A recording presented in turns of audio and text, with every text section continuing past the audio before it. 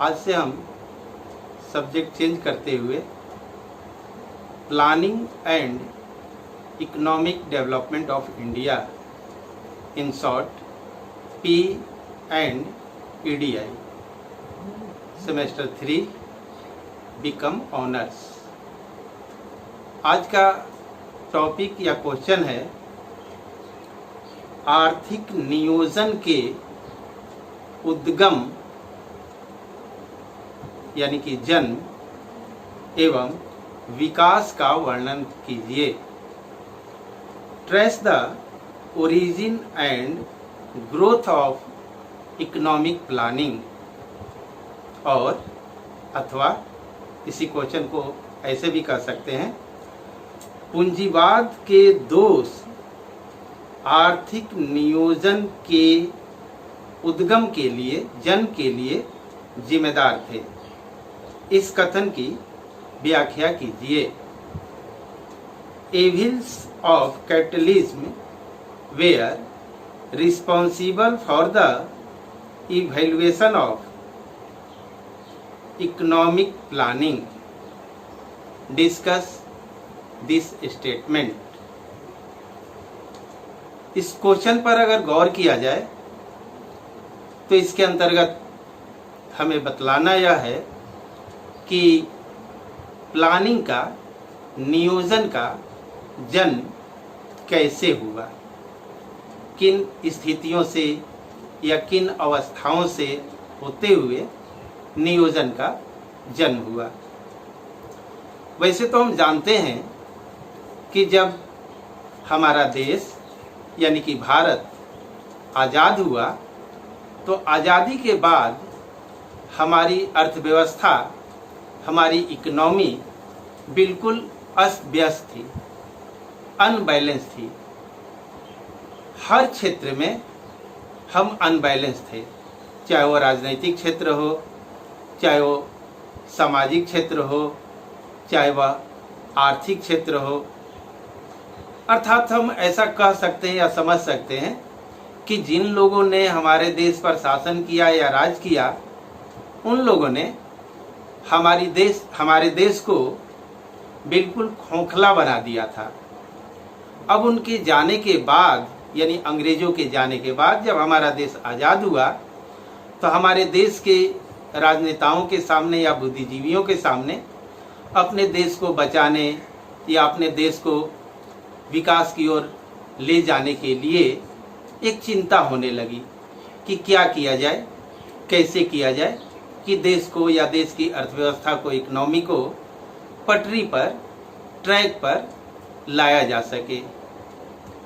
इस बात को ध्यान में रखते हुए ही उन लोगों ने नियोजन या प्लानिंग के बारे में विचार किया कि अर्थव्यवस्था का विकास हम नियोजन के आधार पर कर सकते हैं। हमें पता है, हम जानते हैं कि भारत में प्लानिंग कमीशन ऑफ इंडिया की स्थापना 15 मार्च 1950, 15 मार्च 1950 को हुआ था। इस प्लानिंग कमीशन को बनाने का मकसद यह था कि देश में पंचवर्षीय योजनाओं के माध्यम से देश का हर क्षेत्र में विकास किया जाए।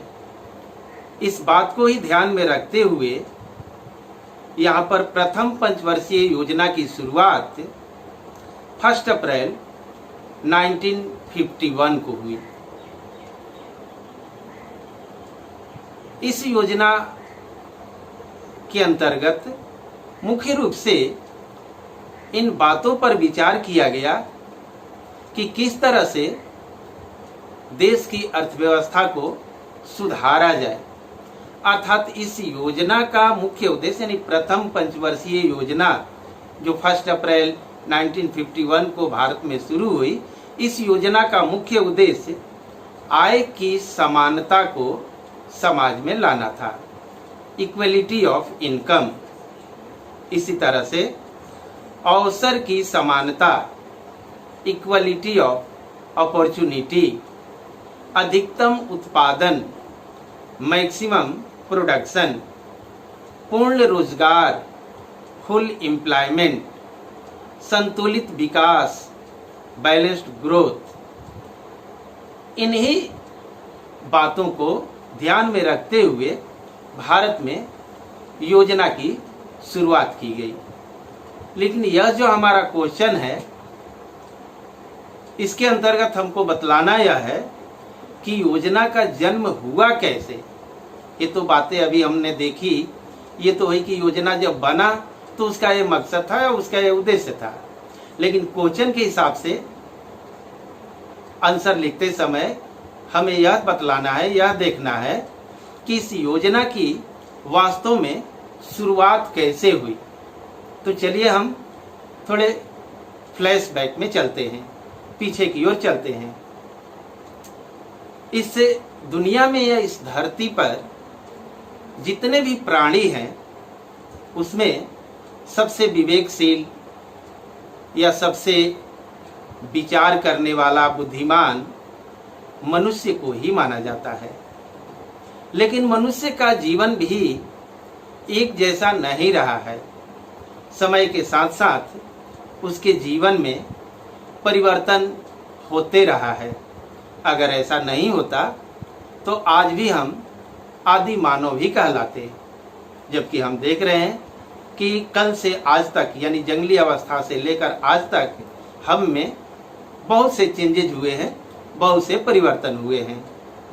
एक समय ऐसा था कि जब हम घर से बाहर पढ़ने के लिए जाते थे तो हमारे पेरेंट्स, हमारे माता पिता कहते थे कि पहुंचकर चिट्ठी लिखना, और हम पहुंचने के बाद अपने माता पिता को चिट्ठी लिखकर बतलाते थे कि सब कुछ ठीक है, हम ठीक से पहुंच गए। आज की परिस्थिति को देखिए, इतना कुछ परिवर्तन हो गया कि अगर हम आज अपने बच्चों को स्टेशन छोड़ने जाए और कहें कि पहुंचकर चिट्ठी लिखना, तो लोग हमें इस नज़र से देखेंगे जैसे कि हम किसी दूसरे ग्रह से आ गए हों। अर्थात मनुष्य का जीवन हमेशा से ही परिवर्तनशील रहा है। साथ ही मानवीय सभ्यता विश्व में सबसे अधिक परिवर्तित रहा है, यानी मानवीय सभ्यता में ही अधिक चेंजेज देखने को मिलता है। समाज हो या हमारी सभ्यता हो या विश्व का निर्माण हो, इन सब में मनुष्य का अहम रोल रहा है, महत्वपूर्ण भूमिका रही है। लेकिन इसके साथ साथ यह भी ध्यान देने वाली बात है कि केवल निर्माण में ही मनुष्य की अहम भूमिका नहीं रही है, बल्कि समाज के पतन में भी मनुष्य की अहम भूमिका रही है। मनुष्य ने, यानी कि हमने समय समय पर अपने इच्छाओं को पूरा करने के लिए अनेक प्रयास किए, अनेक कदम उठाए, बहुत सारे सुधार भी किए गए। यही कारण है कि कहा जाता है कि मनुष्य सबसे अधिक परिवर्तन यानी कि चेंजेज पसंद करता है। प्राचीन काल से लेकर आधुनिक समय तक मनुष्य ने अपने आप को बदलने के लिए, परिस्थितियों को बदलने के लिए, समाज को बदलने के लिए, राष्ट्र को बदलने के लिए अनेक महत्वपूर्ण कदम उठाए हैं। नई नई नीतियों का निर्माण किया गया है, उत्पादन की नई नई विधियों को प्रयोग में लाया गया है। इसका मुख्य उद्देश्य था कि मनुष्य को या मानवीय सभ्यता को किस तरह से विकसित किया जाए। समाज तथा समाज का आर्थिक विकास सदैव से ही परिवर्तनशील रहा है। एक समय था कि हम जंगलों में रहते थे, गुफाओं में, कंदराओं में रहते थे। जंगल से जो कुछ भी मिल जाता था, फल फूल खाकर अपना जीवन यापन करते थे। झरने का पानी पीकर अपनी प्यास बुझाते थे। उस समय हम बिल्कुल कह सकते हैं कि आत्मनिर्भर थे। किसी से कुछ लेना नहीं, किसी से कुछ देना नहीं, किसी को कुछ देना नहीं, बिल्कुल आज़ाद। लेकिन वहाँ भी हमें यह सोचकर परेशानी होने लगी कि इस तरह का जीवन आखिर कब तक चलेगा। या फिर हम यूं विचार करने लगे कि आज जो हम जंगली जानवरों का शिकार करते हैं, उनके मांस को खा लेते हैं या फल फूल खा लेते हैं, या एक न एक दिन समाप्त हो जाएंगे, तब फिर क्या होगा। तब मनुष्य अपने आस पड़ोस की जमीन पर खेती शुरू कर दिया और अनाज का उत्पादन करने लगा। इसके साथ ही साथ हम कह सकते हैं कि मनुष्य अपने जीवन को सुखी बनाने के लिए खेती के साथ साथ छोटे मोटे उद्योग धंधे, जिसको हम स्मॉल स्केल इंडस्ट्री कहते हैं, घरेलू उद्योग धंधे भी कहते हैं, इनका सहारा लेने लगा। वास्तव में यह मनुष्य का प्रथम चरण या प्रारंभिक चरण या फर्स्ट स्टेज था। यहाँ पर मनुष्य बिल्कुल एक तरह से व्यक्तिवाद था, अर्थात यह युग व्यक्तिवाद का युग था। धीरे धीरे मनुष्य में नई चेतना एवं जागृति उत्पन्न हुई। वह एकाकी जीवन से अब धीरे धीरे उब गया था। अतः उसने एकाकी जीवन के स्थान पर समाज के विकास पर जोर देने लगा, सहकारिता की कल्पना करने लगा। लेकिन इसके साथ साथ नई नई समस्याएं भी उत्पन्न होने लगी। मनुष्य इन समस्याओं का सामना तो करता ही था, लेकिन उत्पादन को बड़े पैमाने पर करने की कोशिश करता था। इतना होने के बावजूद भी इस समय, इस पीरियड में जो बाजार था, जो मार्केट था, वह अनडेवलप अर्थात अविकसित था। अब इसको हम समझने के लिए कुछ हेडिंग का सहारा लेते जाएंगे या मेन पॉइंट को हम देखते जाएंगे। तो एक यहाँ पर हेडिंग बनेगा, लिखा जा सकता है नए युग का उदय, a start of new as.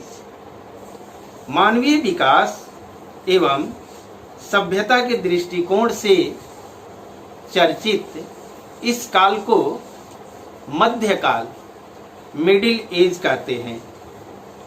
इस काल तक मनुष्य को ऐसा लगता था कि उसने अपने विकास की गति को प्राप्त कर लिया है, अब उसे रुक जाना चाहिए, ठहर जाना चाहिए। यानी मनुष्य को ऐसा फील होने लगा, महसूस होने लगा कि हम विकास की चरम सीमा को प्राप्त कर चुके हैं, अब हमें आगे बढ़ने की जरूरत नहीं है। लेकिन हम जानते हैं कि मनुष्य की इच्छाएं, मनुष्य की आवश्यकताएं, मनुष्य की जरूरतें बढ़ती जाती है। अतः यहाँ उसकी नई इच्छाओं ने करवट ली। मनुष्य अपनी अशांत इच्छाओं को पूरा करने के लिए आगे की ओर सोचने लगा। यहीं पर सामंतवाद का एक तरह से अंत हुआ, लेकिन साथ ही साथ यहाँ पर स्वतंत्र व्यापार की नीति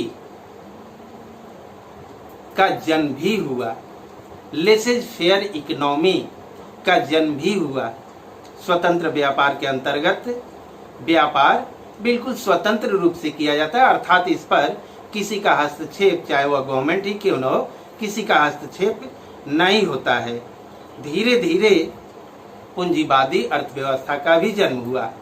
हम जानते हैं कि पूंजीवादी अर्थव्यवस्था के अंतर्गत उत्पादन के साधनों पर निजी पूंजीपतियों का अधिकार होता है और वे उन्हीं वस्तुओं का उत्पादन करते हैं जिनका उत्पादन करने से उनका भला होता है, उनको प्रॉफिट ज़्यादा मिलता है, चाहे उन वस्तुओं के इस्तेमाल से, प्रयोग से समाज पर या समाज के लोगों पर इसका बुरा ही प्रभाव क्यों न पड़े। इस तरह से पूंजीपति सिर्फ अपने बारे में सोचते हैं, अपने स्वार्थ के बारे में सोचते हैं। धीरे धीरे पूंजीपतियों का बोलबाला होने लगा। इसी समय औद्योगिक क्रांति का भी जन्म हुआ। अब लार्ज स्केल पर उत्पादन पूंजीपतियों के द्वारा किया जाने लगा। जब भी कोई नई चीज, कोई नई व्यवस्था आती है तो हमें ऐसा लगता है कि पीछे वाली पुरानी जो बुराइयां थी या कमियां थी वो सारी समाप्त हो गई। तो यहाँ पर भी लोगों को लगने लगा कि चूंकि बड़े पैमाने पर उत्पादन होने लगा, पूंजीपति अपनी इच्छानुसार वस्तुओं का उत्पादन करने लगे, अतः अब हम सारी बुराइयां दूर कर चुके हैं। धीरे धीरे पूंजीवादी व्यवस्था ने जड़ जमा लिया। साथ ही साथ यहाँ पर मुद्रा का प्रयोग भी लोगों द्वारा किया जाने लगा। एक तरह से हम कह सकते हैं कि बड़े पैमाने पर उत्पादन के कारण एक और यहाँ पर बुराई का जन्म हुआ, वह था शोषण और भ्रष्टाचार। शोषण, श्रमिकों का शोषण किया जाने लगा, उपभोक्ताओं का, कस्टमर का शोषण किया जाने लगा, उपभोक्ताओं को घटिया किस्म की वस्तुएं दी जाने लगी, श्रमिकों से अधिक घंटे काम लिए जाते थे, उनको मजदूरी कम दी जाती थी, या जो उनको सुविधाएं देनी चाहिए वे सारी सुविधाएं उनको नहीं दी जाती थी। इस तरह से धीरे धीरे जो समाज था या पूरे विश्व की जो अर्थव्यवस्था थी, एक तरह से वह दो भागों में, दो हिस्सों में बट गई। एक को हम कह सकते हैं विकसित अर्थव्यवस्था और दूसरे को हम कह सकते हैं अल्प विकसित या अविकसित अर्थव्यवस्था, develop economy and under develop economy. तो विश्व दो भागों में बट गया। यहाँ पर एक और हेडिंग हम लिखे और फिर बात करें, नियोजन की ओर एक कदम, a step towards economic planning. अभी तक हमने देखा कि पूंजीवाद के अंतर्गत बड़े पैमाने पर उत्पादन किया जाने लगा, लेकिन साथ ही हमने यह भी देखा कि पूंजीवाद में कुछ बुराइयां भी लोगों को नजर आने लगी। समाज में धन का असमान वितरण होने लगा, अतः समाज दो टुकड़ों में बट गया, दो हिस्सों में, दो भागों में बट गया। एक को हम कह सकते हैं हैव्स और दूसरा हैव्स नॉट, अर्थात धनी वर्ग और निर्धन वर्ग। और यह एक सच्चाई है कि धनी वर्ग दिन पर दिन धनी होते जाता है और निर्धन वर्ग दिन पर दिन निर्धन होते जाता है। यह वर्ग विभेद केवल समाज तक ही सीमित नहीं रहा, बल्कि इसी आधार पर विश्व की अर्थव्यवस्था भी दो भागों में बंट गई। अब लोगों को ऐसा लगने लगा कि हमें पूंजीवाद के दोषों से छुटकारा चाहिए, अतः लोग अब समाजवादी या किसी और व्यवस्था की ओर नजर करने लगे। यानी उनको लगने लगा कि पूंजीवाद में जो बुराइयां हैं उसको सहना, उसको सहन करना समाज के लिए, समाज के लोगों के लिए, चाहे वो भोक्ता हो या चाहे वो ग्राहक हो या लेबर हो, किसी के लिए भी अब संभव नहीं था। अतः मनुष्य को धीरे धीरे एहसास होने लगा कि अब हमें पूंजीवाद की परेशानियों से, पूंजीवाद के दुखों से छुटकारा चाहिए। इस समस्या के निवारण के लिए पूंजीवाद की प्रतिक्रिया के स्वरूप समाजवाद का जन्म हुआ। हम ये भी जानते हैं कि जब कोई व्यवस्था या जब किसी चीज में, किसी वस्तु में बहुत सी बुराइयां हो जाती है तो एक न एक दिन उसे बदलना पड़ता है। चाहे तो समाज बदल देता है, चाहे सरकार समाज की जरूरतों को देखते हुए उसे बदल देती है। तो लोग यहाँ समाजवाद की ओर अपना ध्यान देने लगे और इस तरह अब अधिक लोगों का जो ध्यान था वह इस बात की ओर होने लगा कि कुछ ऐसी व्यवस्था लाई जाए जिससे समाज का कल्याण हो। या फिर अब लोग इस बात पर ध्यान देने लगे कि असमानता की जगह पर समानता आए, शोषण के स्थान पर कल्याण हो, हस्तक्षेप के स्थान पर नियंत्रण हो, व्यक्ति के स्थान पर समाज हो। यह भावना लोगों के मन में धीरे धीरे घर करने लगी और लोग एक तरह से समाजवादी व्यवस्था या नियोजन की ओर अपना ध्यान आकर्षित करने लगे। अभी तक लोग किसी न किसी रूप में नियोजन को, प्लानिंग को एक्सेप्ट कर चुके थे। इसीलिए कहा जाता है कि नियोजन आज के युग का मूल मंत्र है। यह राष्ट्रों की दिनचर्या है, डेली रूटीन, तथा विकास का वह सुनहरा स्वप्न है जिस पर विश्व के करोड़ों लोगों का कल्याण निर्भर करता है। यानी नियोजन के बारे में लोग इस तरह से बातें करने लगे कि नियोजन के द्वारा ही विश्व के लोगों का कल्याण हो सकता है। क्योंकि हमने देखा कि पूंजीवाद के अंतर्गत पूंजीपति दिन पर दिन धनी होते जा रहे थे। अब यहाँ पर हम यह देखने का प्रयास करें, जो हमारा क्वेश्चन है, एक हेडिंग लेकर, कि आर्थिक नियोजन को जन्म देने वाले तत्व, factors responsible for the origin of economic planning. अब यहाँ हम यह देखने का प्रयास करेंगे कि वे कौन कौन से फैक्टर थे, वे कौन कौन से ऐसे तत्व थे जिन्होंने वास्तव में आर्थिक नियोजन को जन्म दिया या जिनके कारण आर्थिक नियोजन का जन्म हुआ। वास्तव में यूरोपीय राष्ट्र प्रारंभ से ही स्वतंत्र व्यापार की नीति के समर्थक थे। जैसा हम पहले देख चुके हैं कि स्वतंत्र व्यापार की नीति का मतलब होता है कि जहां गवर्नमेंट का इंटरफेरेंस नहीं हो, लेसेज फेयर इकोनॉमी, यानी कोई इंटरफेयर न करे। पूंजीपति अपने हिसाब से जिसमें उनको ज़्यादा फायदा, प्रॉफिट दिखता था, उन्हीं चीज़ों का, उन्हीं वस्तुओं का उत्पादन करते थे।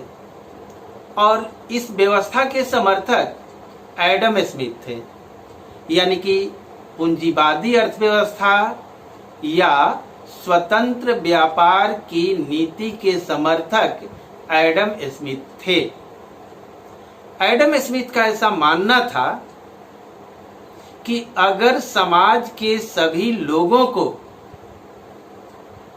छोड़ दिया जाए आजादी से कि अपने अपने हिसाब से आप अपना काम कीजिए, तो इससे समाज में रहने वाले सभी लोग अपने अपने कल्याण के बारे में सोचेंगे, जिससे समाज के सभी लोगों का कल्याण होगा। अर्थात पूंजीपतियों को उत्पादन करने के लिए छोड़ दिया जाए कि जो मन सो, जिस वस्तु की इच्छा हुई उस वस्तु का उत्पादन करे वे। इसी तरह उपभोक्ताओं को अपनी इच्छानुसार वस्तुओं का कंजम्पशन, वस्तुओं का इस्तेमाल करने की छूट दे दी जाए। इसी तरह श्रमिकों को, लेबर को यह छूट दे दी जाए कि जहां उनकी इच्छा होती है, जिस फर्म में, जिस कंपनी में, जिस संस्था में, जिस प्रदेश में, जिस इलाके में वे काम करना चाहते हैं, अपनी इच्छानुसार काम कर सकते हैं। क्योंकि एडम स्मिथ का ऐसा मानना था कि अगर समाज में रहने वाले सभी लोग स्वतंत्र रूप से अपने बारे में सोचेंगे तो इससे उनका कल्याण ज्यादा होगा, और समाज के सभी लोग अगर सुखी संपन्न हो गए तो समाज से ही राष्ट्र का निर्माण होता है, अर्थात राष्ट्र अपने आप सुखी संपन्न हो जाएगा। लेकिन यहाँ पर एडम स्मिथ की सोच के विपरीत कुछ और ही व्यवस्था का जन्म हो गया।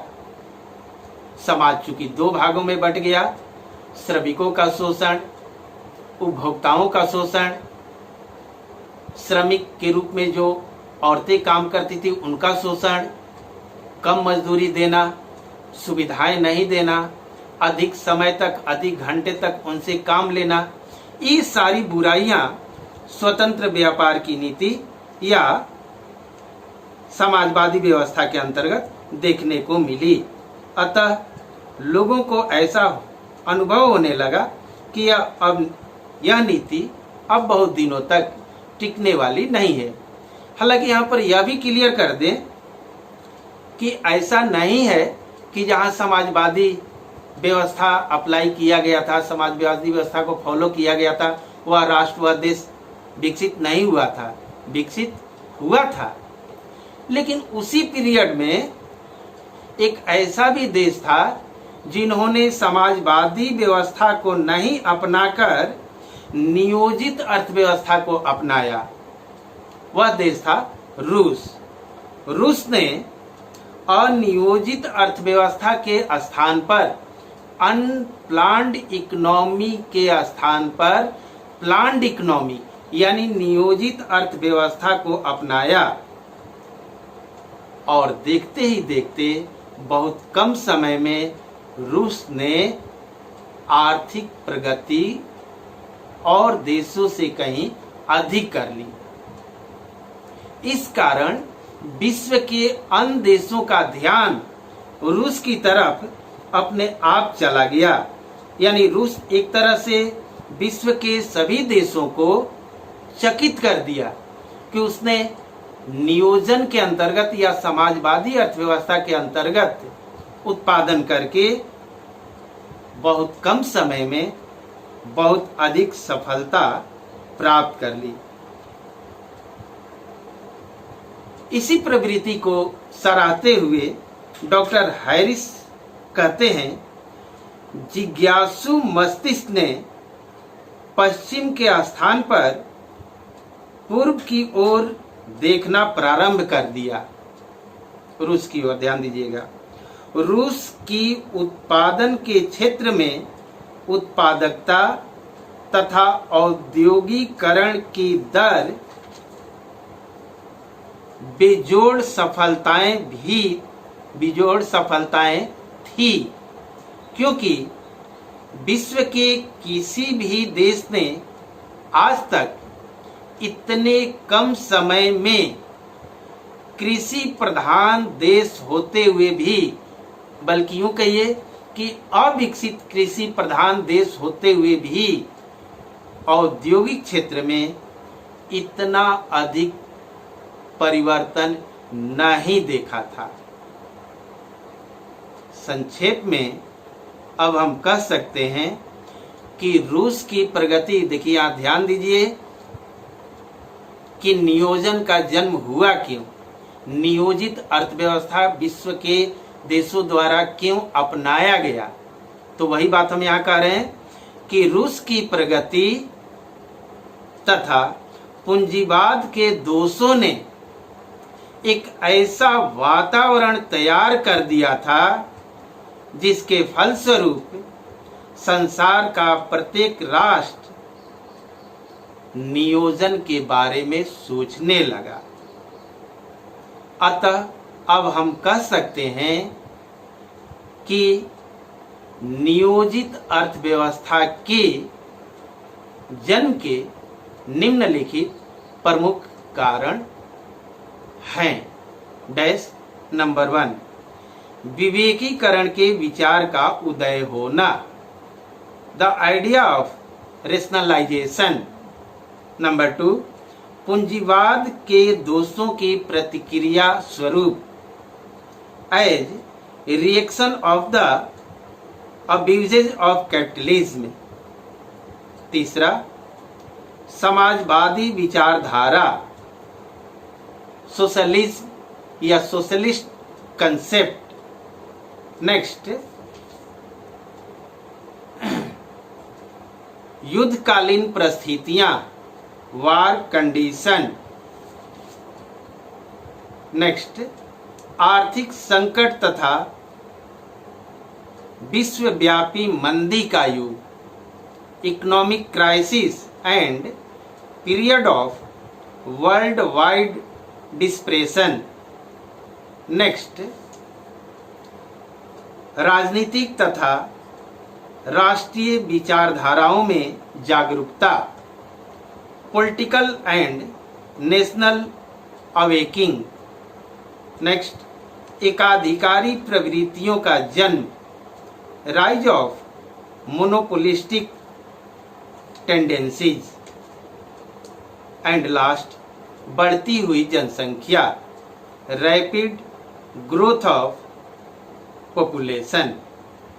इस प्रकार हम कह सकते हैं कि उपर्युक्त कारणों के फलस्वरूप नियोजित अर्थव्यवस्था का जन्म हुआ। यहाँ आंसर समाप्त हो गया, लेकिन अभी अभी जो हमने पॉइंट बतलाया है एग्जाम में इसको एक्सप्लेन करना होगा। Thank you.